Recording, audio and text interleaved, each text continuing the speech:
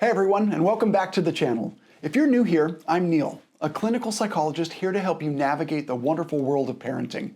Today, we're diving deep into the city of sleep, the forest of dreams, the isle of slumber. We're going to debunk 5 commonly held beliefs about teens and sleeping. By the end of this video, you'll have 3 specific things you can do to help your older kids get the sleep they desperately need. So let's get to it.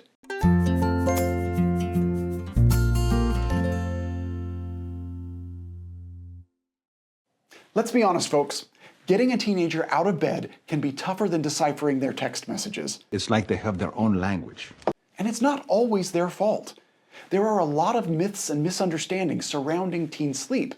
So grab your Diet Coke or whatever else keeps you going, and let's debunk these 5 common myths that might be sabotaging your teen sleep schedule and your sanity.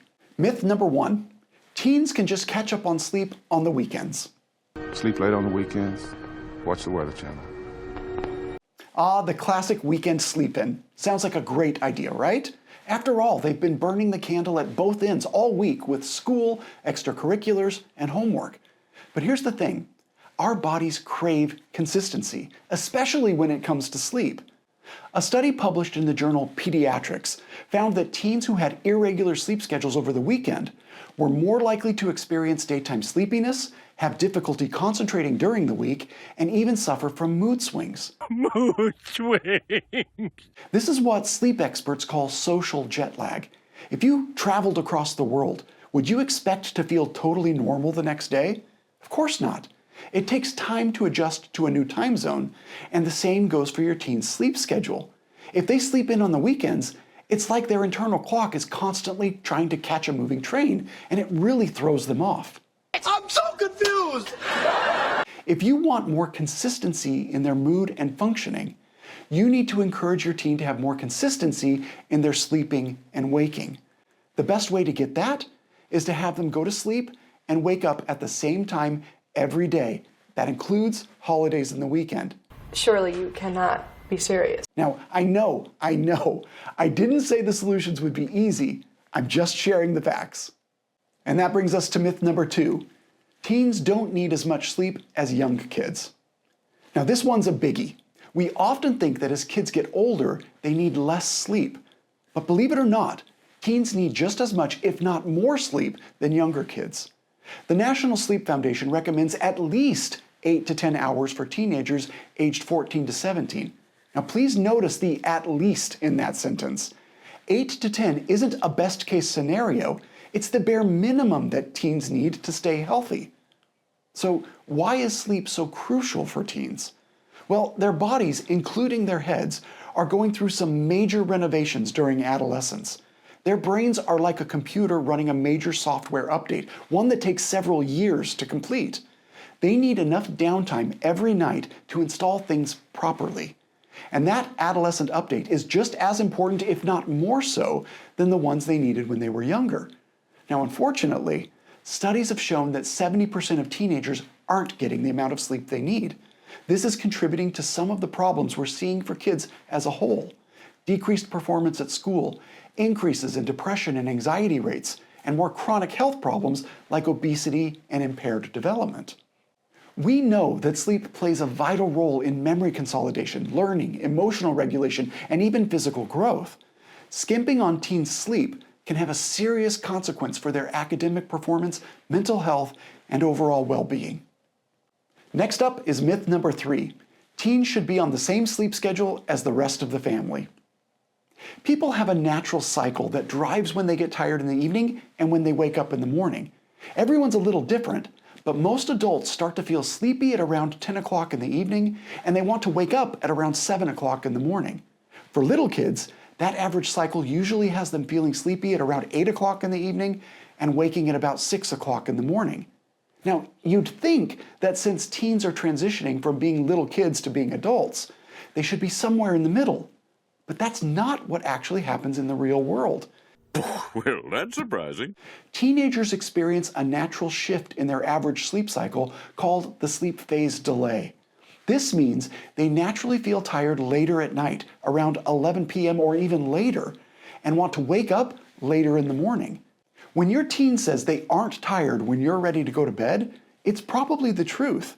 And when they say they're too tired when they have to get up early for school, it's not just because they stayed up too late.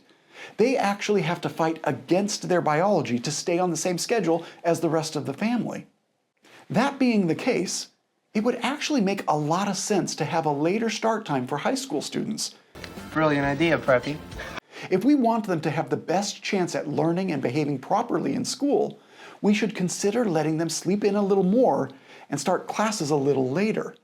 Now, the most common argument against that idea is that if we give them an inch, they'll likely take a mile. If we start school later, they'll just stay up even more and be just as tired. But this is actually just another myth. Consider it a bonus. A 2018 study in Science found that when schools pushed back their start times, teens got more sleep, and it didn't significantly affect their bedtimes. They were going to bed at roughly the same time and getting more sleep overall. So if there are any school decision makers watching this video, the science is pretty clear on this.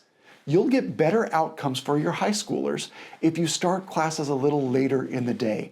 Even pushing back start times by as little as 30 minutes has shown to produce positive results. Now for you parents, you can use this knowledge to help your teenage kids plan out their class schedule. It's probably a bad idea to put their hardest subjects as their first class. Aim for mid to late morning to make sure they're fully awake but not yet worn out for the day. We may not be able to single-handedly change the way schools operate, but we can exercise a little control to give our kids the best chance of succeeding. And another way to give your kids the best chance to succeed is to learn absolutely everything you can about best practices for parenting. And that happens to be exactly what you're doing right now. So take just a minute to like this video and subscribe to the channel. Make sure you keep the good information coming in. Now we're moving on to myth number 4. Parent-dictated bedtimes are for little kids. Ah, the bedtime battle. It's a classic, and it's usually seen as an issue that parents raising little kids have to deal with. I don't sleep anymore. Don't need it. But here's the thing. Even though your teen might believe they're too old for a bedtime, research shows that parental involvement in setting sleep schedules actually makes a big difference. A study in the journal Sleep found that adolescents with parent-set bedtimes went to bed earlier and got more sleep than those without. To parents, it might feel like a power struggle that isn't worth having. But setting clear expectations and enforcing a reasonable bedtime can actually help your teen get the rest they need and avoid the serious problems we talked about a moment ago. If you haven't yet seen my video on the adolescent brain, I'll post a link here and at the end of this video so you can check it out. In that video, I explain how incomplete the teenage brain really is and why that makes it so important that parents stay involved and set reasonable limits and expectations. Your teens may want nothing more than to have adult freedoms and decision-making abilities, but their biology just isn't ready for it yet. Your job is to act as the guardrails to protect them from making the really big mistakes. And not getting enough sleep during their growing years would definitely qualify as a big mistake. And this doesn't mean you have to treat your teen like a toddler. Involve them in the decision-making process, discuss their needs and their preferences, and then be willing to compromise. But ultimately, setting that boundary and providing structure will be incredibly beneficial for their sleep health. Finally, myth number 5. A blue light filter makes technology use before bedtime okay. All right, we all know blue light gets a lot of blame when it comes to sleep problems. Most research shows that the blue light that comes from electronic screens suppresses natural melatonin, which is the sleep hormone. That blue light also can shift our sleep cycle and lead to less restful sleep. The findings aren't 100% conclusive when it comes to something as complex as human sleep. It's very complicated.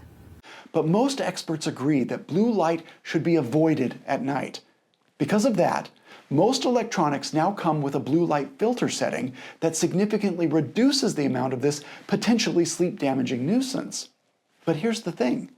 While blue light filters might help a little, they're not a free pass for late-night tech binges. See, it's not just about the light itself. It's about what that light is conveying to our kids' minds. Stimulation. I'm overstimulated. I gotta get out of this town. When your teen is scrolling through social media, watching videos, or playing games, their brains are firing on all cylinders. They're engaged, they're excited, and that makes it tough to wind down for sleep. A study in the journal Adolescenthealth found that even with a blue light filter, teens who used their phones before bed had poorer sleep quality.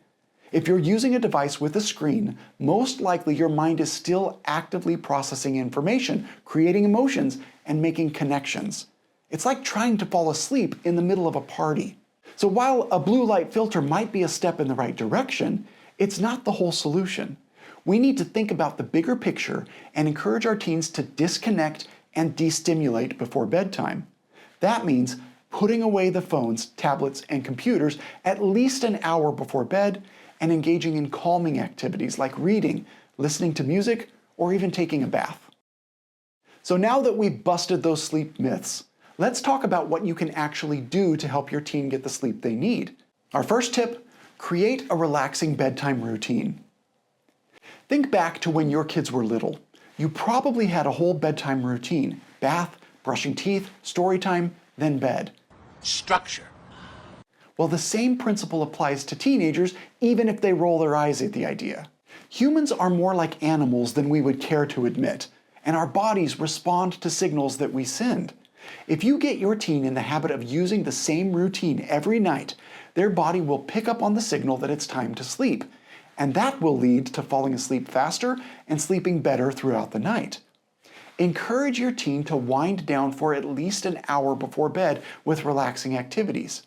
Reading, listening to calming music, anything that helps them de-stress and transition to sleep mode. And remember, that means no screens. Tip number 2, make the bedroom a sleep sanctuary.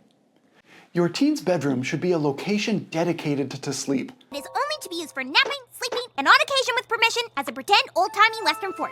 Make sure it's dark, cool, and quiet. If needed, invest in some blackout curtains to block out any unwanted light. Consider a white noise machine to mask out distracting sounds, and most importantly, make sure the bedroom is a tech-free zone. That means no phones, tablets, or computers in the bedroom. Charge them in another room to help your teen avoid temptations. Like I mentioned in the last tip, our bodies respond to signals that we send. If your teen is in the habit of doing homework, scrolling social media, or watching TV in bed, their bodies will learn that lying in bed is a time to get the brain activated. Instead, help your teens teach their bodies that when they lay down in bed, it's time to relax and go to sleep. Which brings us to tip number 3, encourage open communication. Don't underestimate the power of communication. Powerful stuff. Talk to your teen about the importance of sleep and how it impacts their physical and mental health. Help them understand that prioritizing sleep isn't just about following rules, it's about taking care of themselves. Then, listen to their concerns. Maybe they're staying up late because they're stressed about schoolwork or social pressures. By working together and creating a supportive environment, you can help your teen develop healthy sleep habits that will benefit them for years to come. The benefits to this go far beyond just helping them get the sleep they need. You might also learn a little bit about what's going on in their life and have a chance to build your relationship in an incredibly valuable way. That's a huge win-win. So there you have it, 5 teen sleep myths debunked. Remember, prioritizing sleep is crucial for your teen's physical and mental health. By understanding the science behind sleep and setting healthy habits, you can help your teen get the rest they need to thrive. Until next time, you've got homework to do, so sweet dreams.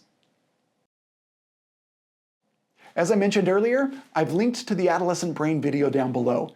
Check it out and see just how messed up things can be inside those young heads. Thanks for watching. Take care.